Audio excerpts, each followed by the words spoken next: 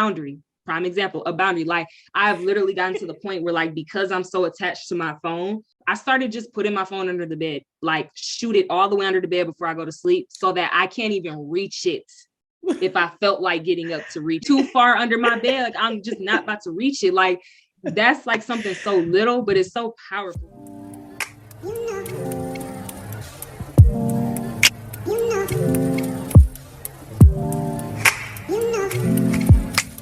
Oh my gosh, it is so amazing to finally be on here. It feels like it took too long. I am Melanie Jeffers Cameron. I'm the founder of Not Easily Broken Apart Women's Ministry. I like to call it Girl Talk in my God Walk. I love it. Yes, on boundaries. Yes, boundaries. Mm-hmm. So, beautiful lady, introduce yourself to our audience, and I will tell them how I met you.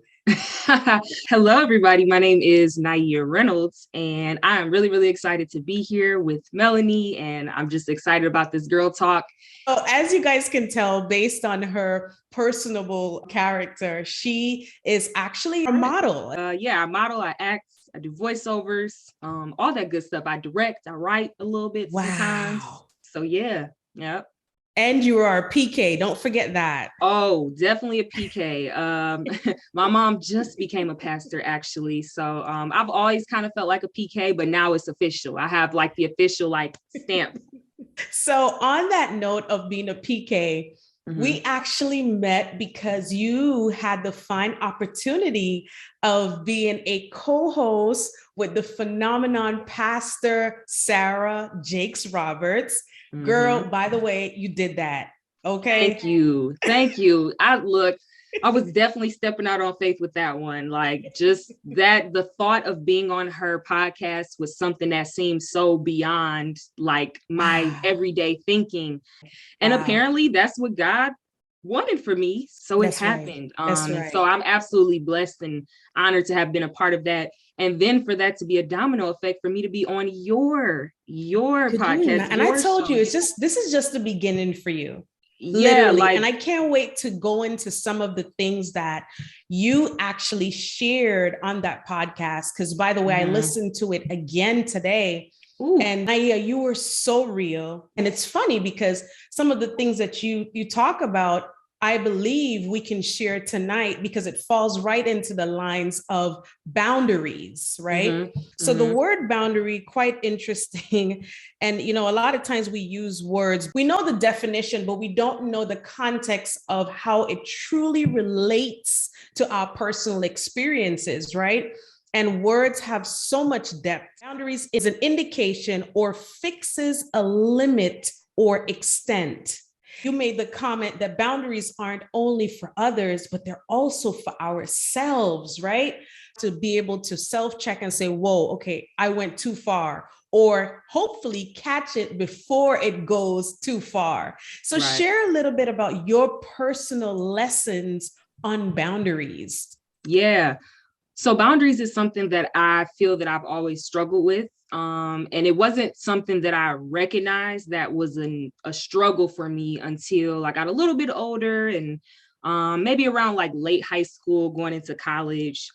Just in general, I realized that I had a really hard time saying no to people and disappointing people. And I would just fabricate all these ideas of what people will think of me if I set a limit in any type of way.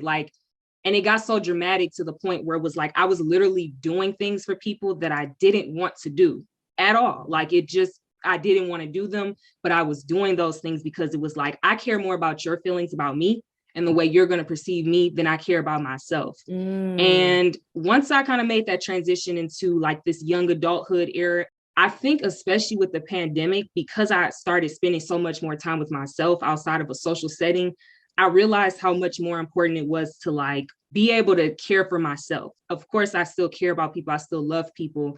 But I've always felt this sense of responsibility for other people and their problems and their successes, their failures. Oh, it's somehow my fault. I've always found a way to like make it about me, not in an arrogant way, but in I feel obligated to fix you. I feel obligated to fix something. I feel obligated to like nurse something in you, to nurture something in you, because I am a nurturer by nature. In order for me to know how to like set boundaries with other people, I have to set them with myself first. Like, wow, like there are a lot of areas that I don't have self-control over some of the things that I'm doing. Like, why should I expect people to respect any type of boundaries that I never set if I haven't even worked on it for my own self? Wow. But I'm expecting other people, I'm expecting other people to figure it out. I'm expecting you to figure out that I don't feel like doing this favor for you, but I'm just doing it out of, just so we don't got to argue about it because I'm passive aggressive,? And so I had to realize, like, what am I contributing to this? Like, you're a part of the problem. And like, that's a really hard thing to like acknowledge. And I had to acknowledge that and sit in that, like sit in that for a while. Wow. So that's heavy. Because as you're speaking, I'm thinking about the word enabler. And I think that that's something that we women struggle with, like on a very deep, habitual level, right? Where it becomes such a part of us that we don't realize that we are blaming others for our problems when we created them ourselves. Yeah. A lot of it stems from our own trauma or our own lack of self-realization. Not to say that in a way to like, beat up on myself or beat up on anybody who may be dealing with this, but there is a very like deep level of understanding of yourself to recognize, the reason why I probably struggle with boundaries with other people is because maybe there are some mirrors to my own personal self and how I treat my own self. I've always like, looking good, all that type of stuff, but I would like look good on the outside, but not like feel that on the inside. For a long time, I thought that boundaries was like self-care, and self-care looks like taking care of the outer appearance and making sure you're looking good. But like, where's your mind? Like, where's your mind at? Like, what type of stuff are you looking at every day that's affecting the way that you see yourself, or the reason you don't have boundaries? What are you listening to every day? What are you consuming that's making it hard for you to really truly like take care of yourself and be okay with setting those boundaries? Because it's one thing to set them, but it's another thing to set them and be okay. Be okay with implementing them. Yeah, right. That's the hump that I am currently working to get over. I've gotten to a place where I know how to verbally set boundaries sometimes, depending on the person, depending on the situation. But then it's like, oh my gosh, like, did I hurt their feelings, or am I a bad person? Is our relationship going to change because I set this boundary? So I'm really trying to do the work, Melanie. It truly is a lot of work. Everyone has this moment that they go through where a light bulb goes off. Like, you tripping. You need to set some boundaries with these people. It happened for me when I realized that it first began with family. Honesty. I realized that I was putting certain people on a pedestal and taking their words of, I love you, I'm here for you. And for me, that was sufficient, and didn't realize that they actually weren't carrying out the things that they were saying. So guess what that did then? Constantly feeling disappointed. So I said to myself, why am I always putting that faith on others? God had to bring me to that space where he's like, you're supposed to put your faith on me. Everything that he is setting out on this path, I have to carry this out with him and him only. Made a point like this in the podcast where you feel you were alone, but not lonely. And when you said that, I said, woof, that's me. Times where I had to sit by myself with God. And in the beginning, I was asking myself, like, Lord, where is all the family that said that they wanted to see me come out to be a great person, and they see all these great things, but yet it's like, where are they? Right. But then I had to realize that my journey is not meant to be understood by others. Once God has already given that to you, then that's sufficient. Yeah. So setting boundaries started there for me, because guess what? Now, when that phone rings, I don't have a problem with not picking up. I don't have a problem with shooting you a text message rather than picking it up. And because guess what happens, Ny'Ea? I noticed that when I was going through that transition, whenever I would, like, for instance, connect or reconnect with these individuals, until I was totally healed, I realized that it would still bother me. Kind of like what you were just saying, where you walk away and you're like, oh my gosh, did I hurt their feelings? You know, maybe I said that a little rough. You know, maybe I should have, you know, used a different approach. That's what started to play mind games, because it really is mind games. It's playing on your vulnerability. The fact that you have a hard time disconnecting from people. Now, you can love someone, yeah, right? But there's a certain limit, a barrier where you have to say, okay, that's it. That's as far as I can take you. That's as far as you are allowed to go. Now I've learned that anything that is interrupting or disrupting your personal growth, spiritually, emotionally, financially, mentally, you got to put boundaries on it. When I think about boundaries, like self-boundaries, the first place that I had to start was with my mind, my thoughts. And I know initially when you hear something like that, it's like, it's your mind. Like, why would you want to limit the thoughts in your head? But I swear, if you could just take, like, you only need 2 minutes to be in my brain to realize that I have like 15 departments of thoughts. I'm a writer by nature. So I had to learn that what works for me was literally writing out a bunch of cards. I have so many cards covering my desk of just like, the minute you start thinking negative, I remain calm no matter what happens. I keep a clear head in all situations because I trust God to provide for my every need. Let me just say that over and over. Like, I have to do that type of stuff. And when people used to be like, you know, positive affirmations, like start reciting some affirmations. Like for a long time, I was kind of like, I feel like that doesn't work, just to like say nice things to yourself. Like, I just feel like that doesn't do anything. And I used to try to do that stuff and it just really wouldn't work. But like, I had not come into like real relationship with God as far as the conversations that we were having.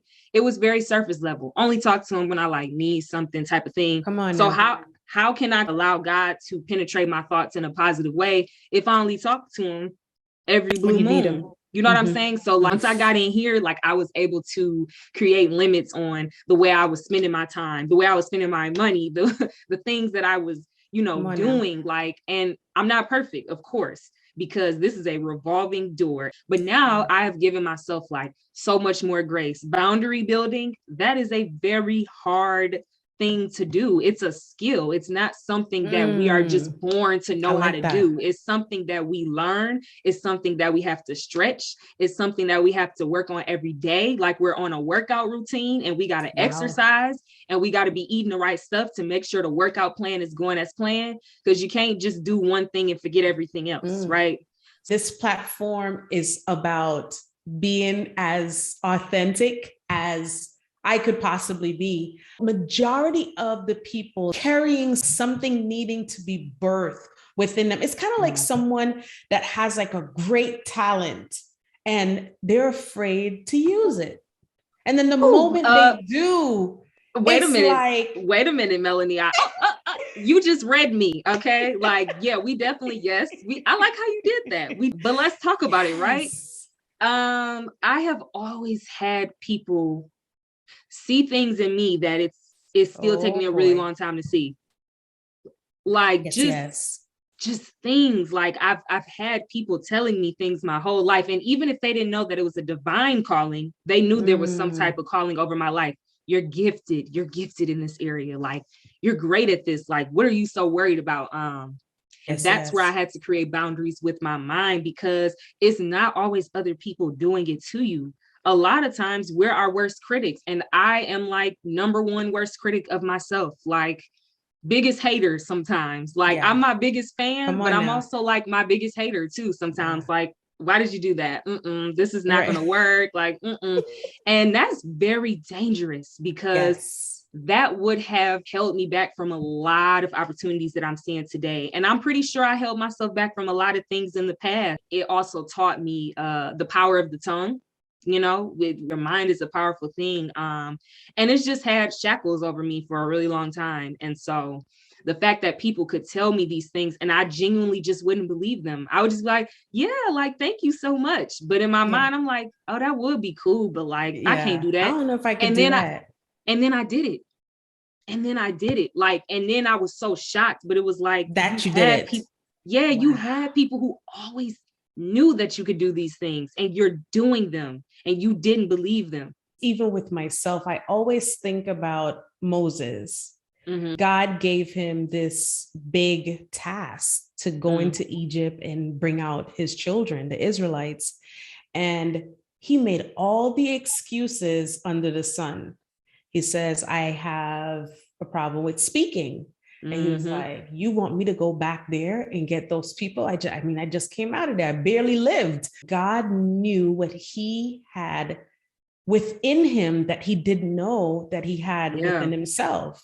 Exactly. But I didn't want to wear that responsibility, that heavy calling. I've always been a part of God. I've always been God's child, but I just never fully acknowledged what that meant because I just wanted to duck and dodge it for like a long time. I just wanted to blend and like fly just really under the radar in a lot of situations. And so that heavy calling didn't really hit me until recently. But it was always one of those things where like, even when I tried to hide, it was like people just knew like, something's different. It's something different, even if it wasn't necessarily related to like, oh, you're gifted or you're this. Right. It was, nah, you a church girl at heart. Like you trying to different about that one.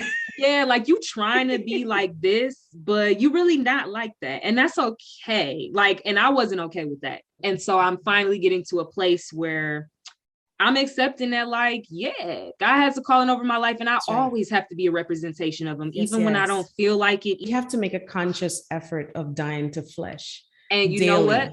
I did not understand what that meant for the whole death, like dying to your flesh. I didn't know what that meant for a long time. And I remember, I love this song, Before I Die by Kirk Franklin. At the end, he says, right before I live, I have to die. And I was, for a long time, I was like, what does that even mean? Like, that's so backwards. But as I started to like grow in my relationship with God, I recognized that there is a death that takes place in your mind, in your body, not physical death, but there is a thing, there's a new thing that's And so some things you have to die to your old habits. We connect that with boundaries, Ny'Ea. We cannot not have boundaries and God create a new being within us. Exactly. Telling God, I'm ready for this transformation where I go from flesh into spirit, still alive in this vessel, but no longer reliant on fleshly things, right? Yeah. But yet we still have these connections with people that don't serve us or make us feel bad about doing what's right. So he wants us to totally create these boundaries so that it can be easier for us to disconnect. And then that's when the transformation takes place. That's when we can totally die to flesh. I would say before the last maybe like 4 or 5 months, it was like, okay, God, look at me. I'm building this relationship. Good job, right? But I was still holding on to a lot of stuff. And it was like, no, God, like, I still want you to do all that stuff. I still want you to do all that stuff in my life. Like, I'm really excited about what you're going to do in my life. Nope, not yet. You haven't really let go of everything yet. Oof. You haven't really trusted me with everything. You trusted me with this stuff over here because that felt easy. But this stuff over here that you don't like to, acknowledge about yourself. Yeah, the uncomfortable, the stuff that you don't tell other people, you haven't let that go yet. You haven't let me take that from you and work within you with that.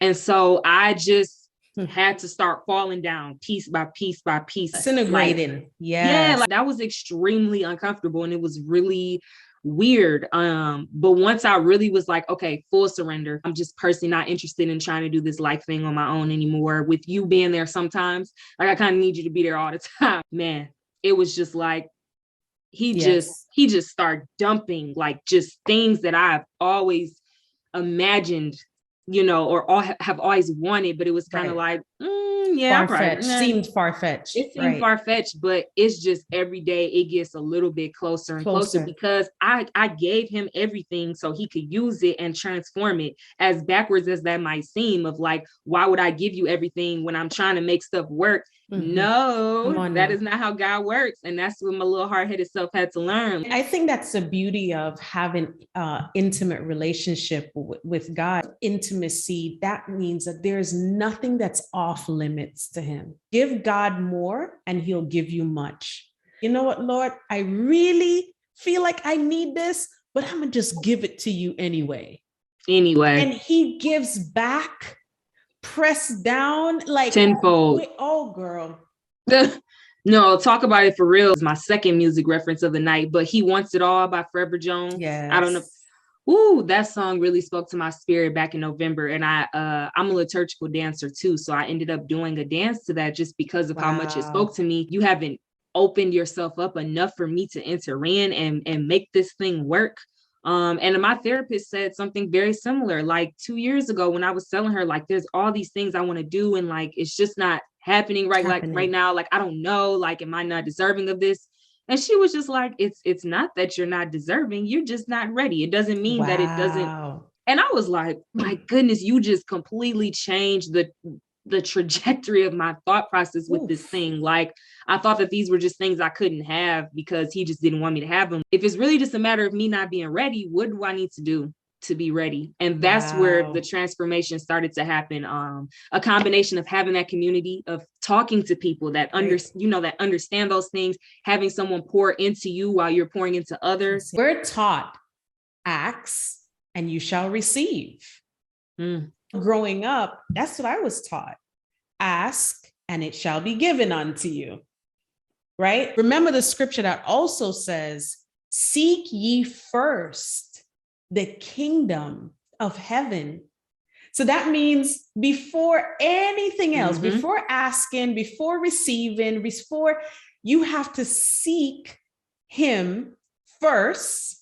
So how do you seek God? You have to spend time. It feels like a waiting game. The seek ye first thing is like, do I really have to start with that like right away? Like, how long is that gonna take, God? Like, I love you and all, that's what's up, but like, how long am I gonna have to seek you? How long am I gonna have to seek you? That's the really hard part. And when I'm having conversations with like my friends and things like that, and we're just talking about like seasons of waiting, seasons of no's, where sometimes we go through seasons where, there are doors that get shut that maybe we weren't meant to walk through because that wasn't the path, but no one wants to hear that in the moment. No one wants to hear, maybe that's just not what was meant for you.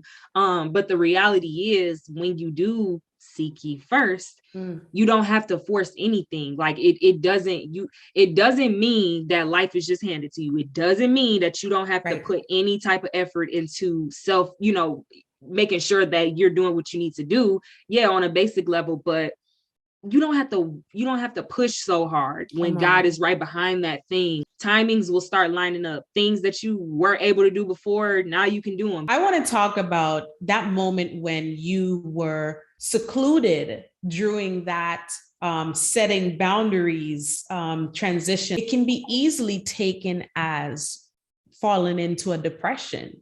So how do you find that median where you understand that this has to take place?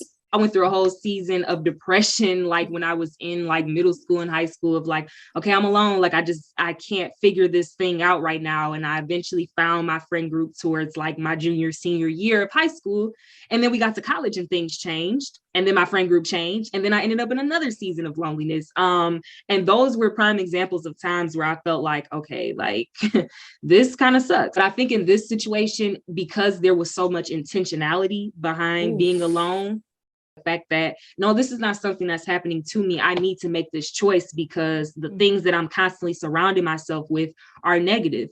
The people that I may be talking to are negative, right? The content that I'm looking at may be negative. The food that I'm putting in my body may be negative, and I'm tired. And I think I got to a point where it was like, I'm kind of tired. When you get so tired of whatever your situation is, you'll be so intentional about putting yourself in a place of being alone and working towards that thing, you'll be okay with it for a while. Of course, we're human beings. We're meant to have connection. We're not meant to stay alone forever. But when you get good and tired of something, like for real, not like I'm irritated today about it, but no, like I'm really sick and tired of being sick and tired of whatever it is that I'm holding on to, it won't feel like you're lonely. It will be an intentional choice of, I need to be alone. I literally need to be alone to make this thing stop, to make this thing go away. I don't know what that thing is. I don't even know who I'm speaking to, but I'm just saying like that's the difference. I don't know if that answers your question, but that is the best way I can describe it. And when you're in that space of being alone, you do have to figure out what works best for you. Just like I said on Sarah Jake's podcast, God speaks to people in different ways. It can be through writing. It can be through music. It can be through your arts. It can be through meditation. I don't have the end all be all answer, but when you're alone, you got more time to think about what works for you. You have more time to figure out trial and error, what you like and what you don't like in the way that you connect to God. It just starts with you being tired of whatever that situation is, whatever those shackles are. I am lonely versus feels necessary for me to be alone. Yes, it's going to help you. I promise. Like however long that season is for you, like that's when you have to get connected, like you said, Melanie, to like-minded people, that you don't stay in that place of being alone and isolated for too long, because then you do fall into bouts of depression and anxiety and insecurity. But when you create that space of being alone with God, like you said, he'll make room for new people, new things to pour into you. I want to encourage anyone who just listened to Ny'Ea. I personally as well had to go through that transition. And like she said, it is a day-to-day walk. However, you do get to a space where you are truly okay with those alone times. You really are. When it happens, it's almost like you come out and you feel different from the person that went in. As you should. It's a rebirth, you know, It's a birthing. Like you said, there is something that God is trying to birth within your life. I think one of the ways that we show him our readiness is setting boundaries. So it goes right back to boundaries. See, I like what you did there. See, there we go. We got right back to the topic too. Yes, there we go. You got to bring it back. Full circle. Thank you, Melanie, we touched on so many things, but this was so beautiful. Yes, thank you. I just love how, man, God, you are just so amazing. Everything is connected. How do we get to that place where everything makes sense? The only way is to spend time with God. Yep. His word is literally what illuminates our light on the inside, because we have these moments of, oh, that's what you said about me. This is what you think about me. Lord, wow, I really am important. I really am fearfully and wonderfully made. Father, you love me that much. Yeah, that much. Wow. Yeah. Beautiful. Woo. It was so amazing to have you on here. Yes, thank you. I love stuff like this. Like the next time you want me on here, like please let me know it. I will definitely do it. Yep. Thank you so much for everything. You're welcome. I'm actually going to put the podcast link down in the description of this video, guys. Check it out. I'm going to claim it. This is going to be your second actual platform, but so many more to come. And I pray that as you go out into your modeling, into your acting, Ny'Ea, you will take God everywhere that you go. And I receive that. Be something different. You serve God there. Yeah. And that's you have a light. And from day one that I met you, I gravitated towards you, and it was just so divine. You were so willing to serve God. And that speaks volume. You've already died to flesh more than you realize it. Woo! About to get me started. No, I'm sensitive, but thank you. Yes. I really appreciate this connection that we've made. I'm wishing you all of the blessings over your ministry and your life and everything that you're doing. Ladies, gentlemen, remember that God wants what's best for us. to see us prosper. He says that he wants to give us an expected end, but that expected end can only be in him. I begin to